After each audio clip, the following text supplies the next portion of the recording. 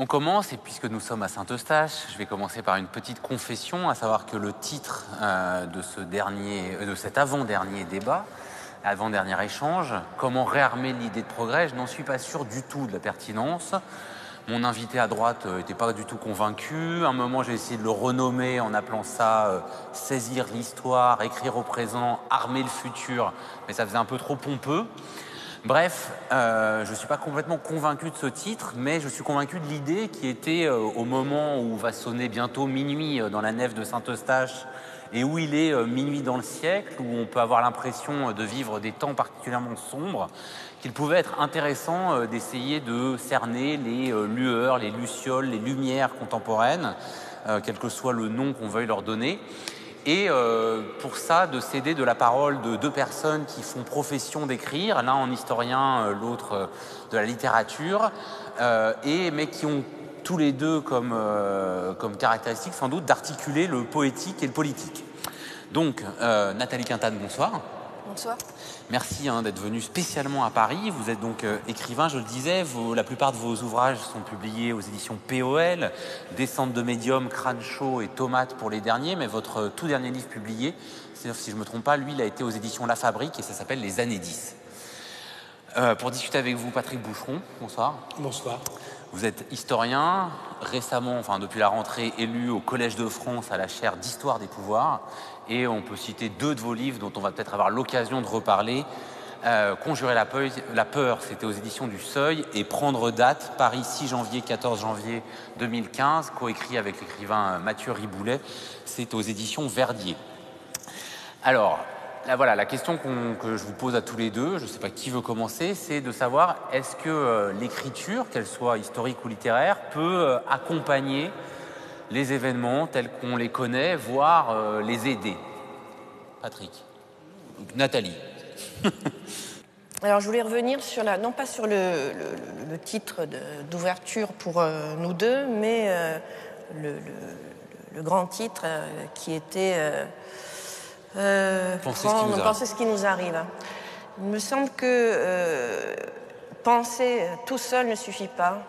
Il faut l'associer à l'idée de fabriquer ce qui nous arrive pour faire sauter cette idée de passivité. Penser ce qui nous arrive, c'est certes une certaine activité quand on pense, mais je pense que ça ne suffit pas. Et associer la fabrication à la pensée, c'est précisément ce qui est littéraire et même ce qui est poétique. Alors, je pense que vous connaissez tous l'étymologie de la poésie, du verbe poein, faire, c'est ce qu'on dit souvent. Et si je suis là, c'est en fait parce que tout simplement, je ne peux pas penser si je n'écris pas. Je ne peux pas penser en dehors de faire des phrases, en dehors du phrasé. Et je ne suis pas sûre d'ailleurs que ce soit le propre de l'écrivain, mais l'écrivain, il est particulièrement... quand on écrit en tout cas, on est particulièrement conscient de ça. Et quand il s'agit de fabriquer autant que de penser ce qui nous arrive, ça signifie très concrètement, et de plus en plus, quand on considère les événements et le contexte aujourd'hui, au présent, maintenant, ça signifie ne pas penser une littérature qui soit close, qui se regarde elle-même, qui soit une sorte d'objet de contemplation ou d'autocontemplation, qui soit simplement une façon de constater ce qui arrive, éventuellement d'admirer sa mise en forme dans la langue. Ça signifie pas seulement produire des effets de réel, par exemple, mais faire l'effort de penser que ça va quand même avoir un effet social, même si ça peut sembler dangereux, tendancieux, aller vers une forme de littérature engagée, etc. Mais enfin, ça, on pourrait y revenir. La sortie de la littérature hors d'elle-même, elle est, je crois, aujourd'hui plus que jamais indispensable. Et ça, il y a une partie de la poésie qui l'a pensé depuis très longtemps. Cette sortie hors du livre et hors de la poésie en tant qu'objet de contemplation et d'autocontemplation et d'autosatisfaction, elle a été pensée par les avant-gardes historiques et elle a été pensée en continuité et sans rupture historique, ensuite par une certaine partie de la poésie et aujourd'hui une certaine partie de la littérature contemporaine. J'ai été un peu longue là. Patrick Boucheron, même question. Même réponse, parce que parce que Nathalie Quintane vient de le dire, le fait de considérer la pensée comme une pratique à venir, comme la nécessité d'un phrasé, dites-vous, qui ne peut s'entendre effectivement que... Alors, dans la sortie de la littérature, en tant que, évidemment, aujourd'hui, c'est la littérature dont le domaine s'étend bien au-delà de ce qu'on appelait, voilà, académiquement, le fait littéraire. Et de ce point de vue, on se retrouve, c'est-à-dire que je ne vois pas effectivement comment penser ce qui nous arrive autrement qu'en tentant en situation de l'écrire.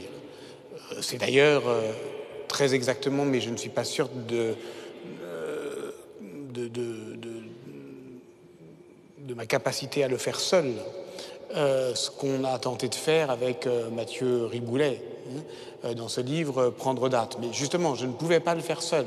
C'est en cela que, évidemment, je suis toujours à la fois respectueux, admiratif et très en retrait par rapport à un vrai travail de poète. J'en étais incapable.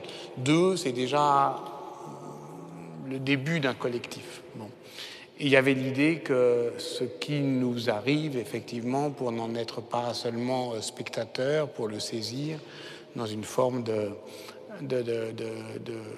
progrès, oui. J'aurais quand même envie de sauver cette première idée que vous aviez eue, Joseph. Comment réarmer, c'est ça? C'était ça l'idée, le progrès. Écoutez, voilà, l'idée de progrès, elle est compromise aujourd'hui, dans les deux sens du terme. Ça veut dire qu'elle est mal partie, assurément, qu'on n'y croit plus, on y croit moins, et on y croit moins parce qu'elle est gâtée, elle a été gâchée par toute une série, effectivement, d'événements et de situations qui fait que ce grand élan, cette certitude, cette volonté, cette direction d'action ne nous semble plus pertinente. Et pourtant, évidemment, on comprend bien qu'il faut à la fois, sans doute, ne pas se contenter de s'en chagriner et ne pas non plus croire qu'on va le restaurer dans l'état où, idéalement, il aurait pu être au moment où on prétendait construire ce genre de choses. Voilà, et donc nous en sommes là. Donc on en est là, Nathalie Quintane. Alors, je ne sais pas, vous étiez moins sur le terme de progrès, donc je ne vais pas vous poser la question directement, mais par contre, j'ai envie de vous poser la question de quelle continuité historique et au contraire, quel inventaire on fait de l'histoire pour, comme il est écrit dans Tomates, on fait pour ne pas laisser un monde plus réactionnaire, plus dur et plus précaire que celui dont nous avons hérité. Alors, je vais repartir de cette phrase-là que vous venez de... Si vous voulez la relire, ce serait bien. Alors, c'était dans Tomates, donc, un monde plus réactionnaire, plus dur, plus précaire que celui dont nous avons hérité. Qu'est-ce qu'on doit faire pour éviter ça? Alors, cette phrase-là, elle n'est pas de moi. C'est une phrase que je cite dans le livre. C'est une phrase de Jean-Marc Rouillant. Jean-Marc Rouillant, vous le connaissez peut-être. Il est encore parmi nous. Et il a participé avec un groupe militant de la gauche radicale de l'époque, Action Directe, un certain nombre d'actions directes. Ce qui se passe dans ce livre, Tomates, c'est que c'est un livre qui essaye de passer par-dessus les séparations, la discontinuité historique qui nous est imposée, en fait, d'une manière ou d'une autre. Cette espèce de succession d'événements qui semblent tous détachés les uns des autres, qui facilite la sidération, hein, quand on dit, voilà, les gens sont sidérés, il y a une sidération des attentats, hein, on ne sait plus, on est paralysé, on est glacé. Ça, évidemment, c'est un avantage pour n'importe quel pouvoir d'avoir un peuple en état de sidération, d'avoir des gens et des citoyens en état de sidération. Parce que pendant ce temps-là, ils ne pensent pas à autre chose qu'à sauver leur peau sur le moment, quoi. Bon, ou sauver ce qui peut l'être. Le livre dont Joseph parlait essaye de redonner une articulation à tous ces événements-là. C'est pour ça que l'histoire a une part importante et très concrètement, d'abord une sorte d'enquête. Une enquête à partir de quelque chose de très simple, d'une situation, d'un problème qui se pose à une narratrice, on va dire, hein, qui se pose à moi, clairement. Hein, une question que tout le monde partage. À l'époque, c'était l'affaire de Tarnac, ce fait divers dont vous avez entendu parler il y a quelques années, sous l'époque, au moment où Sarkozy était président de la République. Et ça partait de ce fait divers et ça essayait de comprendre pourquoi on était tombé sur ces jeunes gens, pourquoi ces jeunes gens avaient, dit-on, fait circuler un texte qui s'appelait l'insurrection qui vient.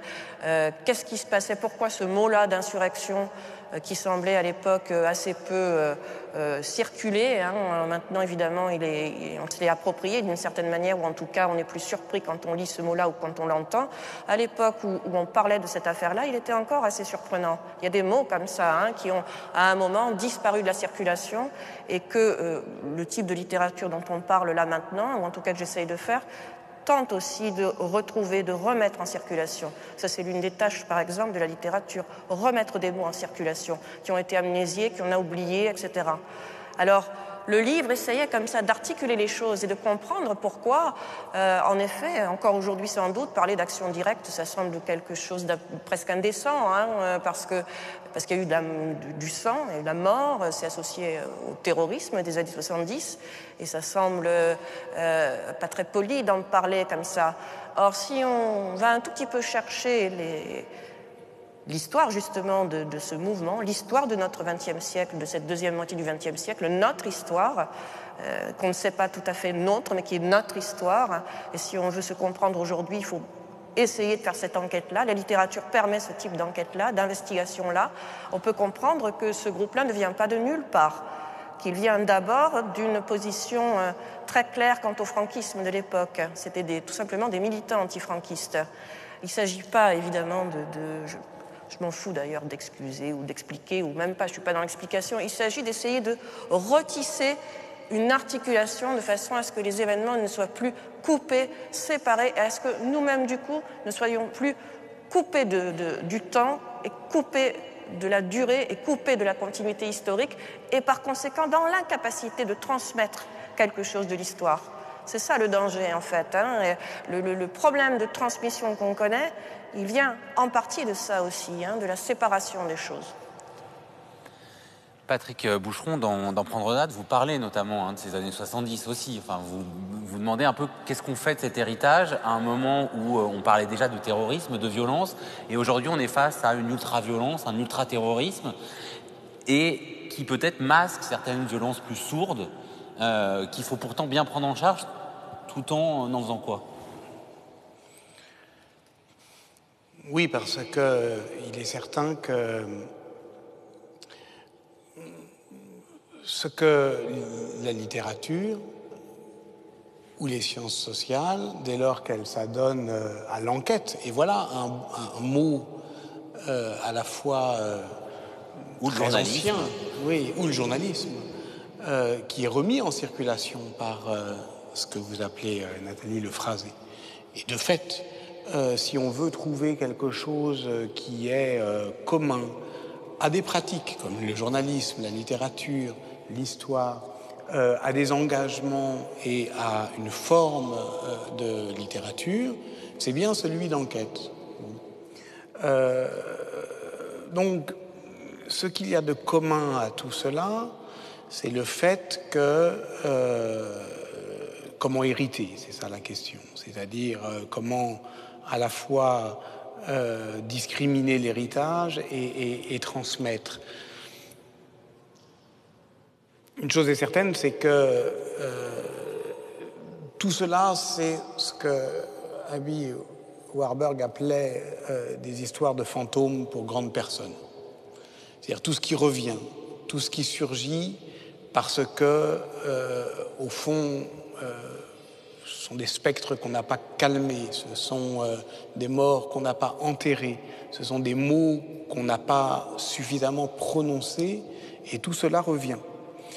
Et de fait, on a le sentiment aujourd'hui, dans la situation politique, que tout ce qui n'a pas été véritablement, alors vous dites transmis, hérité, expliqué, débattu revient.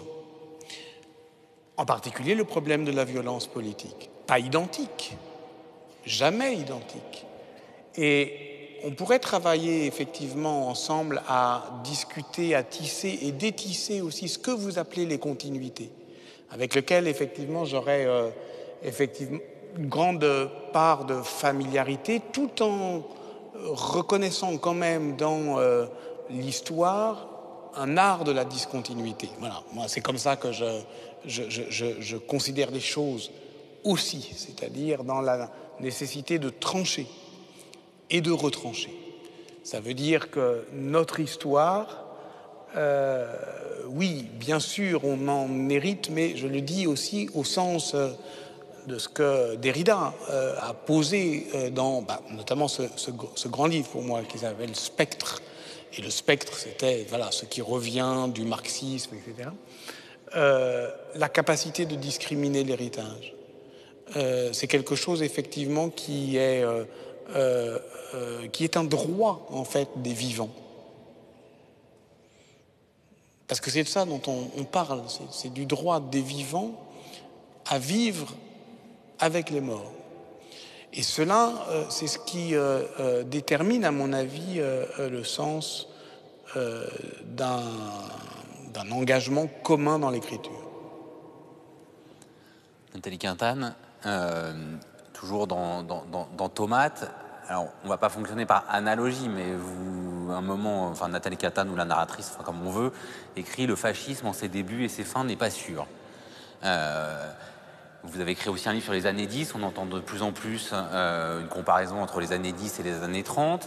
Est-ce que voilà, pour vous, on peut creuser ça en fonctionnant par analogie ou au contraire, justement, on rate ce qu'il faut saisir, notamment par l'écriture? Je ne crois pas que ce soit des livres qui essayent de faire des comparaisons, de tisser des analogies. Ça fonctionne plutôt presque par association d'idées, échos presque aléatoires, qui font surgir comme ça des images quelquefois, des images au sens de presque vision, une vision d'un moment précis. Je peux donner un exemple. Je raconte un moment où je suis invitée à Majorque pour une lecture. Et tout a l'air de bien se passer, c'est un festival, donc on fait faire à tout le monde le tour de l'île, un petit peu comme une espèce de voyage touristique. Et au bout d'un moment, on s'aperçoit, après 2 ou 3 jours, que le but, qui n'a pas été dit clairement, le but du voyage, c'est de visiter une grande bâtisse qui est la maison de famille d'un poète du coin. Et en entrant dans la maison, je ne connais pas, enfin personne ne connaît ce poète d'ailleurs, il est vraiment local on va dire, il y a une espèce dans l'ameublement, dans la manière dont on est accueilli, qui est un peu raide comme ça, dans une photo que j'aperçois entre 2 portes, il y a une espèce de remontée de l'époque fasciste qui arrive comme ça, quoi. On est clairement dans la maison dans une maison franquiste en fait. Et ça fonctionne autant par écho, rappel d'image, etc., par sensible, quelque chose de l'ordre qui n'est pas seulement de l'ordre d'une pensée, mais d'une pensée sensible. C'est comme ça que ça fonctionne. C'est comme ça que l'histoire revient sans essayer forcément, parce que c'est pas du tout mon métier, j'allais dire, je suis pas historienne du tout, sans essayer forcément de coller les choses ou de les expliquer ou de les conceptualiser. C'est pas de la conceptualisation, ou si c'est de la conceptualisation, c'est une conceptualisation qui est toujours très sensible. C'est comme ça que procède le livre, par montage, par rapprochement, par coupe, par strate, mais pas forcément de manière suivie. Patrick Boucheron, un peu sur la même question, c'est vrai que là, par temps sombre, on prend des comparaisons avec l'histoire. Comment réagit l'historien à ça, sur la comparaison de ce qu'on vit les années 30? Et plus généralement, est-ce que du coup, vous voyez des leçons à tirer de l'histoire ou pas, selon la formule consacrée? Je suis toujours un peu embarrassé parce que d'une certaine manière, c'est vraiment... C'est normal qu'on fait avec ce qu'on a, justement pour penser ce qui nous arrive. On va utiliser, faute de mieux, les mots que nous a légués l'histoire, ceux qui désignent effectivement les crimes du passé, disons le fascisme. Je ne dis pas que le fascisme n'a pas d'avenir, mais je dis qu'il a d'abord une acception historique. Et je sais, comme historien, que la situation dangereuse est la situation où politiquement quelque chose arrive qu'on ne sait pas nommer et que, faute de mieux, on désigne d'un mot du passé. C'est très exactement la situation que Machiavel décrivait comme pernicieuse, parce qu'il avait lui-même fait l'expérience de l'usure des mots. Il croyait avoir un lexique efficace pour rendre compte de ce qu'il était en train de vivre, en l'occurrence la destruction de son monde républicain, de ses valeurs, de ses règles d'action. Il avait pour cela plus qu'un vocabulaire, une philosophie politique très ancienne, très vénérable, aristotélicienne, et au fond, il a fait l'expérience de la destruction dans ses mains de ses outils trop friables pour pouvoir être saisis avec vigueur. Bon. Et c'est pour ça que, voilà, une des discussions qu'on peut avoir, c'est sur... alors, je n'en conteste pas la légitimité, ni l'utilité, peut-être même l'efficacité stratégique de désigner ce qui arrive de nom du passé. Mais, par exemple, bien sûr que, voilà, ce qui est tout à fait remarquable dans les années 10 de Nathalie Quintane, c'est que, pour le coup, il décrit une situation, au fond, relativement inédite. Inédite dans sa soudaineté et dans son rapport insidieux à la possibilité qu'on aurait de lui trouver un précédent historique. Je pense que la littérature et l'histoire, en particulier lorsqu'elles s'intéressent à la chose publique, sont trop aisément sidérées, là encore, par les situations paroxystiques. Lorsqu'on parle de la crise, par exemple, de nos institutions démocratiques, je crois que vous en avez parlé il y a quelques heures, eh bien, on est évidemment attiré par des exemples dramatiques au sens de destruction rapide de systèmes. Mais il y a d'autres processus historiques. Celui que je décrivais effectivement dans Conjurer la peur, qui est une sorte d'usure des mots, de dégradation, de dégringolade. Et au fond, ce à quoi on assiste aujourd'hui, par exemple, mondialement, je ne suis pas du tout certain que l'appeler fascisme nous permettra et de le décrire et de le prévenir. Je pense même absolument l'inverse. Et je crois nécessaire effectivement d'avoir une description strictement définie par l'enquête des formes insidieuses d'imposition d'un pouvoir autoritaire. C'est de ça dont il s'agit, en régime démocratique.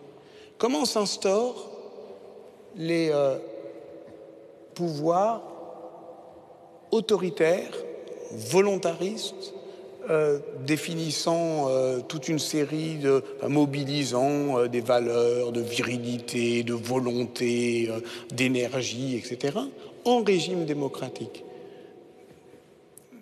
Là, on peut avoir beaucoup d'autres exemples historiques. On peut varier, au fond, notre expérience et notre enquête au-delà de notre propre obsession de l'histoire européenne et de la grande catastrophe des années 30. Ça vous inspire ? Alors, Je voudrais revenir un tout petit peu, c'est parce que j'étais là au débat précédent et un petit peu en partie à celui d'avant. Alors vous peut-être pas, mais bon, ce qui m'a frappé et ça parle de vocabulaire, c'est pour ça me concerne. Ce qui m'a frappé chez deux intervenants en particulier, c'est une forme d'utilisation de la langue un peu en pilotage automatique. Vous savez, quand on parle par exemple de changer de logiciel, enfin vous voyez toutes ces choses-là. Et puis il y avait aussi quelqu'un qui parlait juste avant, qui parlait de savoir où se nichait la violence, et de la violence se nichait par-ci, par-là, et tout ça. Et j'ai vraiment eu à certains moments, sans nommer un tel ou un tel, peu importe, parce que c'est ce langage qui nous parle tous, au fond, à un moment ou à un autre, j'ai vraiment eu la sensation que là, on n'était pas du tout en capacité de penser quand on se laissait comme ça parler par tous ces éléments de langage qu'on entend tellement souvent qu'on les a assimilés, qu'ils nous ont phagocytés en fait. On ne peut pas parler vraiment en utilisant ce type de langage. On ne parle pas vraiment, c'est quelque chose qui nous parle, qui est peut-être de l'ordre de ce dont parlait Patrick Boucheron juste avant, la montée de quelque chose de totalitaire dans la société en général, mais ce n'est pas à l'extérieur seulement, c'est en nous. Alors je voulais revenir sur un mot en particulier que j'ai entendu, qui est quelque chose qu'on ne peut pas éviter, c'est le mot de violence, la violence, comme quelque chose, le mal en fait. C'était associé à ça, à quelque chose d'extérieur, voilà. Donc, il faudrait lutter contre la violence. Je ne sais pas ce que c'est la violence. Elle vient de qui cette violence? Alors des terroristes, d'accord, mais est-ce qu'elle ne vient pas aussi, par exemple, je pense qu'ici, je ne suis pas de Paris, mais vous avez eu suffisamment d'exemples récents d'une violence qui ne venait pas seulement des terroristes, mais qui venait aussi d'une partie de la police française, je crois. Il faudrait aussi en parler de ça, de cette difficulté particulière qu'a une partie de la police française à essayer de cerner à la limite entre le service et l'excès de zèle, voire l'ignominie. Il faudrait quand même en parler de ça, de cette violence-là. Il ne faudrait peut-être pas la laisser à ceux-là. Alors, il ne s'agit pas de se réapproprier n'importe quelle violence, n'importe comment, mais il s'agit aussi de ne pas la considérer simplement comme le grand mal à éviter à tout prix, parce que ça nous tombe dessus de la part de gens qu'on cherche à tout prix à éviter. Il me semble que se familiariser à nouveau avec ce mot, se le réapproprier, c'est aussi comprendre que dans établir un rapport de force, il y a rapport et il y a force. On ne peut pas établir un rapport de force sans passer par la force, justement. Alors, il y a une relation à établir, mais je crois qu'il ne faut pas avoir peur de ça, puisqu'on parlait de peur. Après, il s'agit évidemment de savoir avec quelles armes on peut tirer et comment et où on peut tirer, et surtout ne pas tirer dans les têtes comme ça arrive un peu trop souvent ces derniers temps, quand on s'est mal visé. Mais je crois qu'il faut un peu, comment dire, ça va vous paraître énorme, mais je suis là pour ça aussi, un peu dédramatiser ce type de vocabulaire et ne pas avoir peur de ça. Voilà. Il me semble qu'un ami me citait cet exemple, que quand le Conseil national de la résistance a imposé certaines lois, certaines mesures après-guerre, il l'a fait avec une relative, alors vous pourrez me contredire si j'ai tort, il l'a fait avec une relative facilité et sans prendre trop de temps parce qu'il y avait les armes pas loin. Et il n'a pas eu à utiliser les armes à ce moment-là, mais quand même, il y avait quelque chose de très concret dans le rapport de force qui permettait d'avoir une puissance de son côté, une puissance d'affirmation, comme disent les spinozistes. Il y avait ça aussi. Et sans ça, on ne peut pas grand-chose. Et je voulais juste, parce que j'ai peur d'oublier, je sais qu'il y a eu, j'y étais pas, mais on me l'a raconté, les gens de Nuit debout sont venus ici tout au début. Moi, j'y suis allée tout à l'heure avant de venir ici, à la place de la République. Alors, c'est les débuts. Mais je crois que faut pas... Allons-y, ils viennent. Alors, peut-être qu'ils auraient pu venir d'une autre manière, c'est possible, je ne sais pas, j'y étais pas. Mais je crois qu'il faut aussi aller voir ce qui s'y passe, parce que ça se fabrique ici, ça se fabrique là-bas, de manière plus ou moins à droite, et je ne crois pas que je sois particulièrement plus à droite, ni possédant plus de connaissances que les gens qui essayent de faire quelque chose là-bas, place de la République.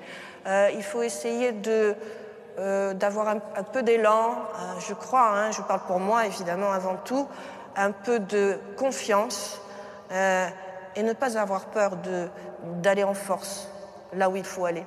Voilà. Patrick Boucheron, ce que dit Nathalie Canane pose d'autres questions. Comment est-ce qu'on conjure les peurs alors, d'où qu'elles viennent et du coup, puisque minuit est passé dans la nef de Saint-Eustache sans que les cloches ne sonnent, quelles sont alors les urgences? Où est-ce qu'on regarde pour essayer, quand même, dans ces moments au moins difficiles, voire obscurs, pour décerner quelques lueurs ou lucioles, pour reprendre le terme cher à Pasolini? Oui, enfin, sauf que Pasolini, lui, pensait que les lucioles étaient mortes. Étaient mortes. Mais Didier Berman disait que non, elles n'étaient pas toutes mortes, elles survivaient. Voilà. Et donc, la question, c'est de savoir si on peut se contenter de cette survivance des lucioles. Voilà. Pourquoi elles étaient mortes, les lucioles, dans la nuit romaine, d'après Pasolini, c'était en 1975 ? Parce que pour lui, c'était justement l'éblouissement de la lumière crue que jetait sur la société le système médiatique qui rendait impossible l'invention poétique.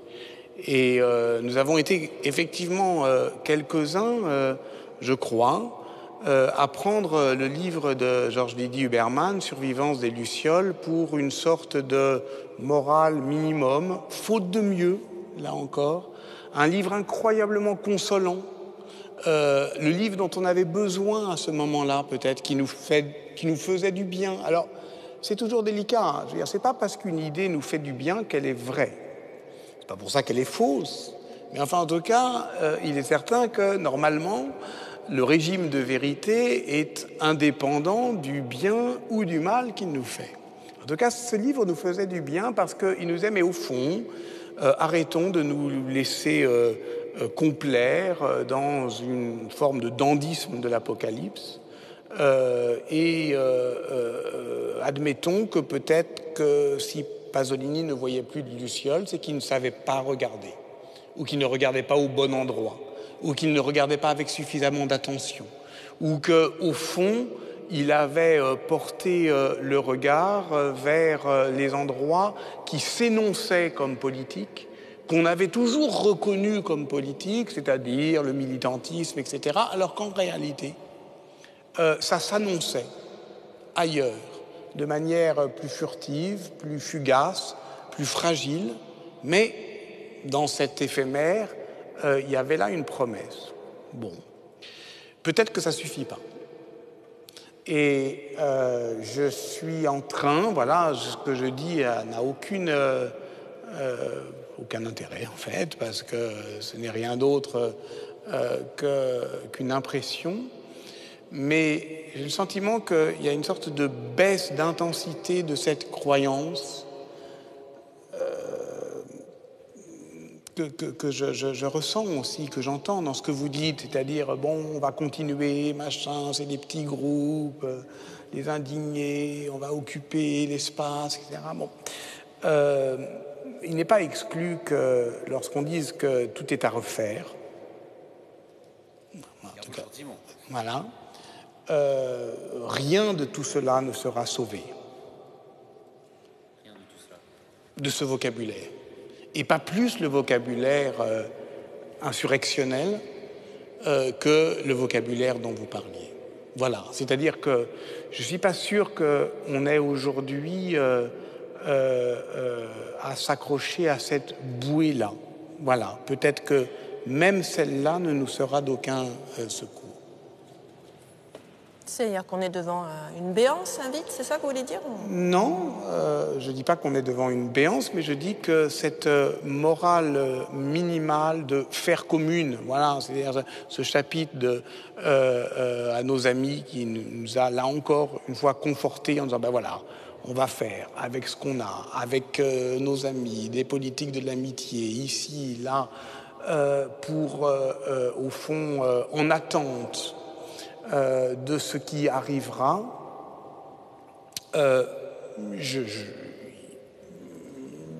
Ils ne sont pas en attente. Je ne crois pas qu'il y ait une attente, là. Disons qu'il y a On a arrêté d'attendre, disons. Peut-être. On a peut-être arrêté d'attendre. Très bien. Mais dans ce cas-là, ce que je veux dire, c'est que je faisais juste remarquer que, pour moi, je le dis en toute franchise, lorsque je parle d'une langue morte du politique, j'entends aussi cette manière de l'adresser. Voilà. C'est-à-dire que pour moi, la langue, effectivement, insurrectionnelle, qui est, là encore, par toute une série de rebonds et de citations, remonte très loin à Blanqui, etc. Il n'est pas exclu, voilà, c'est tout. Je le pose comme une sorte de précepte logique. Il n'est pas exclu qu'elle aussi soit compromise par ce que j'appelais la compromission de l'idée de progrès. Je cite encore Tomate, Nathalie Quintane, vous m'excuserez, mais je l'ai relu juste avant aujourd'hui. Il est écrit « L'insurrection ne peut avoir lieu dans un livre ». Ça vous donne envie de vous poser une double question. Est-ce qu'elle peut avoir lieu ailleurs que dans un livre? Et qu'est-ce qui peut avoir lieu dans un livre? Alors, c'est une fois de plus une citation. Oui, mais parce que c'est un j'ai dit livre il est écrit, j'ai pas dit que c'était vous. Ouais. Mais je vais revenir là-dessus, sur l'insurrection ne peut pas avoir lieu dans un livre.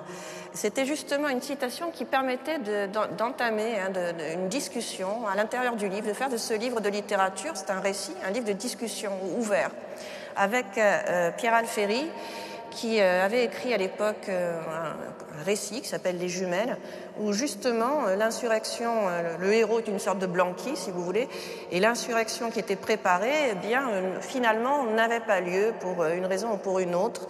Et donc, je commençais à travailler sur cette idée que dans un livre, si en suivant le parcours de nos chères études littéraires, évidemment, dans un livre, en plus un livre de fiction, une insurrection ne peut pas avoir lieu. Et en fait, j'en profitais pour discuter de ça, de discuter de cette phrase. Contre le bon sens littéraire, presque, parce que de fait, dans un livre, ça n'a pas lieu. Alors, discutons-en. Et ce à quoi menait la discussion en annexe dans le livre, c'était que, pour répondre peut-être aussi à la question, c'était que la littérature, si on repart sur la fameuse question de ce que peut la littérature, on se demande ce que peut la littérature, en sous-entendant évidemment qu'elle peut peu. La littérature seule, évidemment, ne peut rien. Mais nous, ici, nous ne pouvons rien. Valls ne peut rien, et à la République, ils peuvent rien. Chacun dans son coin ne peut rien, ça c'est clair. Tout ça ne peut quelque chose qu'avec tout le reste, en tenant compte de tout le reste, sur ce contexte-là. Et je ne sais plus ce que vous avez posé comme question. Je vous demandais du coup si l'insurrection pouvait avoir lieu ailleurs que dans un livre, et qu'est-ce qui pouvait avoir lieu dans un livre si c'était pas une insurrection. Oui, c'était sur le vocabulaire. Alors, je ne suis pas sûre d'avoir compris exactement cette histoire de compromission ou de contamination possible des vieux mots du politique. Je vois à peu près, mais je ne suis pas sûre que ce soit allé jusqu'au bout. Comme je connais plus l'histoire de la poésie que l'histoire de l'histoire, en tant que littérature, je dirais qu'il y a ce vieux rêve, moi ça me rappelle ce vieux rêve des avant-gardes historiques de créer une langue de A à Z, une forme d'espéranto poétique, le zaoum, etc., une sorte de renouvellement du langage qui permettrait de laver la vieille langue, cette idée qu'il faut laver la vieille langue, laver les mots de la tribu, que c'est toujours jamais suffisamment pur la langue, etc. Et je crois que ce que je proposais très modestement, au fond, et prudemment dans ces livres-là, dans Tomate, c'est premièrement, en relation avec l'affaire des Lucioles, premièrement d'essayer quand même de se débarrasser du ton apocalyptique, que ce soit en philosophie et en littérature, d'arrêter de gémir sur le peuple manque, la fin de ceci, voilà, on va tous au casse-pipe, bon, c'est la fin, On arrête d'abord de gémir, on arrête d'être des espèces de corps souffrants comme ça, de pleurer. Alors on pleure, il n'y a pas que la gauche qui pleure, c'est vrai que quand on regarde la droite socialiste au pouvoir, des fois on a envie de pleurer. Mais il ne faut pas trop s'y laisser aller à ça, je crois, à ce gémissement permanent. On continue un petit peu, hein, parce que j'ai jamais connu que ça. Moi, j'ai une 50aine d'années, un peu plus. J'ai jamais connu que ça. J'étais jeune dans les années 80, il y avait déjà de quoi pleurer. Je suppose que vous vous en souvenez tous de ça. Donc, je crois qu'on peut d'abord, de toute façon, accéder à quelque chose qui est de l'ordre d'une existence politique que si on arrête de gémir, quoi. Hein, ça ne peut passer que par là. Et y compris les dits, entre guillemets, ou pas intellectuels de gauche.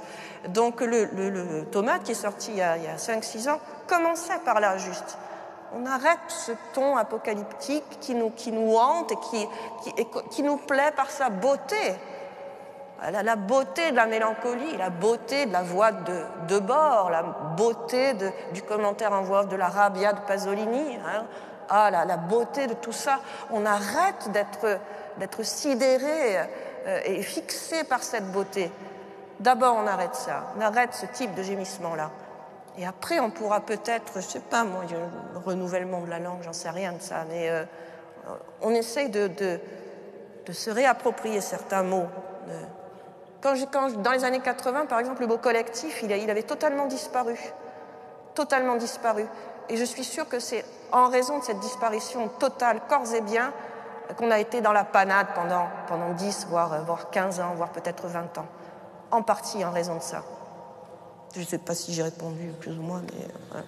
Qu'est-ce qu'on fait alors, Patrick Boucheron, si on arrête de gémir? Et pour reprendre, puisque vous étiez prêt à sauver l'idée de programme, on n'a pas encore vraiment vu vers quoi on pouvait se diriger pour réarmer cette idée. Non, mais là, d'abord, c'est un point d'accord, c'est-à-dire en finir avec cette idée de fin de tout, du politique, de la littérature, du cinéma. C'est quelque chose qui n'est pas si facile, hein, effectivement, à décider, si j'ose dire, tant on s'est habitué à ce que vous appelez la beauté, et qui est aussi une forme de confort. Un confort intellectuel. Sauf que,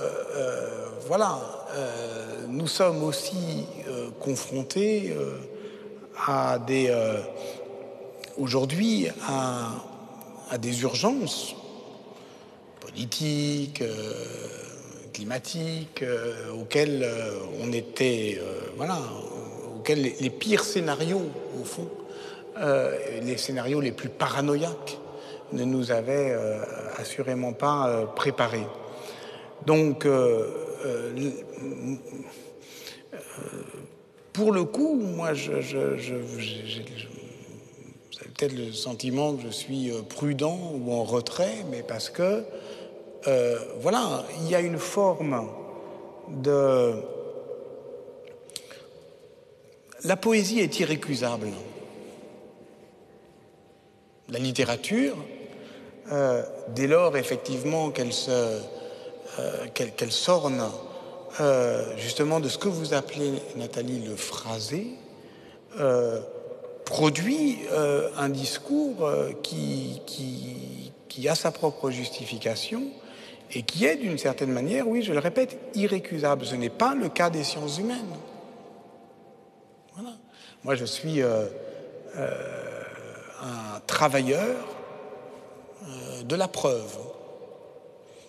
Je suis un historien qui est armé pas de ma bonne volonté, pas de mon talent littéraire, mais d'une méthode qui exige du travail, etc. Donc, n'attendez pas de moi que je vous dise ce qu'on a à faire.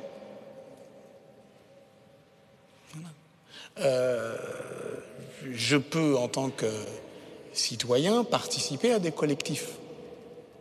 Mais là, vous m'engagez à parler du rapport entre l'histoire et la littérature, en somme. Ce qu'elles ont en commun. Ce qu'elles ont en commun, c'est effectivement le souci de la langue. C'est pour ça qu'on y revient, parce que c'est ce qu'il y a... Mais ensuite, au-delà, pour moi, l'histoire n'a aucune valeur prescriptive. Aucune.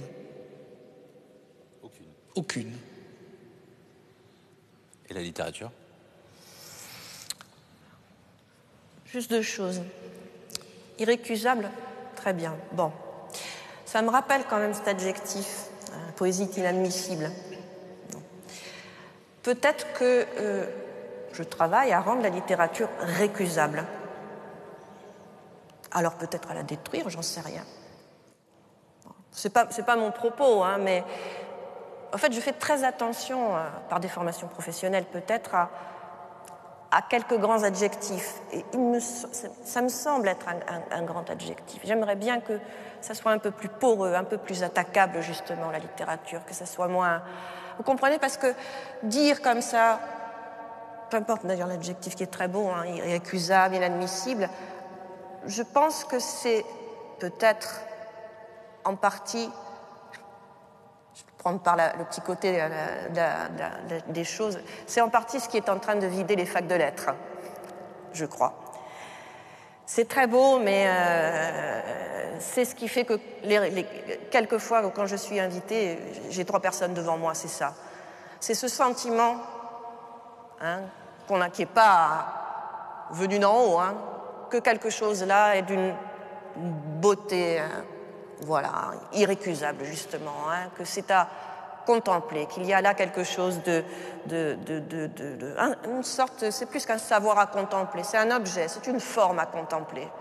Il va falloir l'attaquer, cette forme, d'une manière ou d'une autre, et la rendre poreuse et la rendre perméable, parce que sinon, c'est fini. Hein, je veux dire, là, pour le coup, oui, on va entrer dans une parenthèse qui va clôturer ça, finir ça, hein, en amont et en aval. Hein, bon.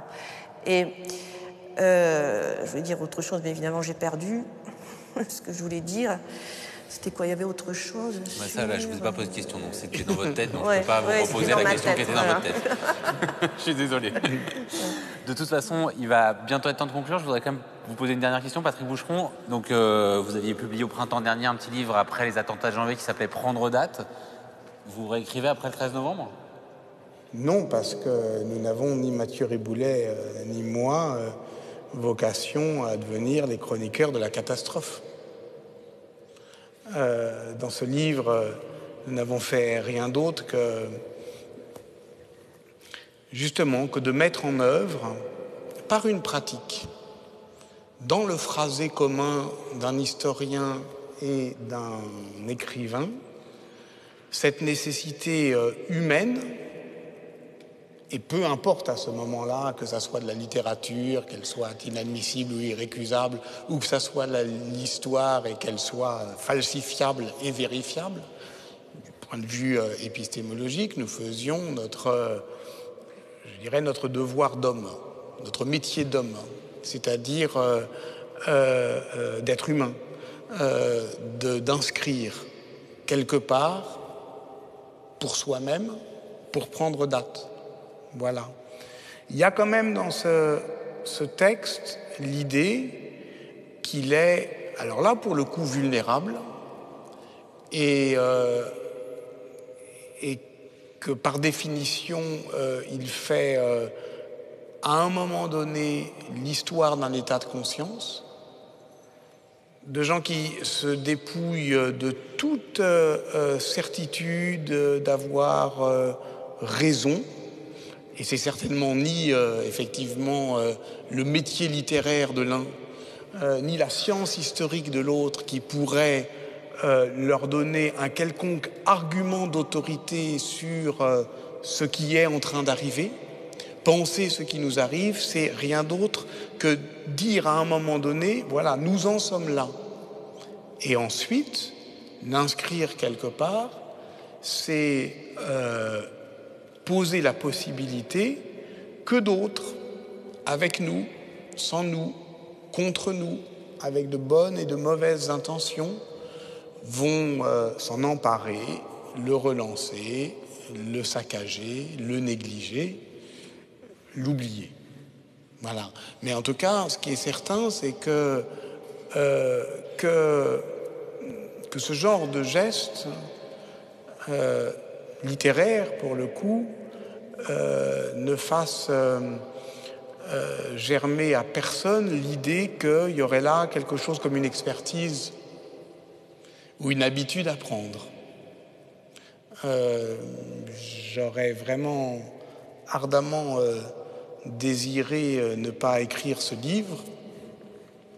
Et voilà. Merci vraiment beaucoup à tous les deux pour cet échange nocturne au cœur de cette soirée Pensez ce qui nous arrive, que vous pouvez prolonger, si vous voulez, à la table de la librairie Palimpseste, qui est dans le transept sud, mais plus du côté des food trucks, alias popotes roulantes, qui sont partis. Merci beaucoup.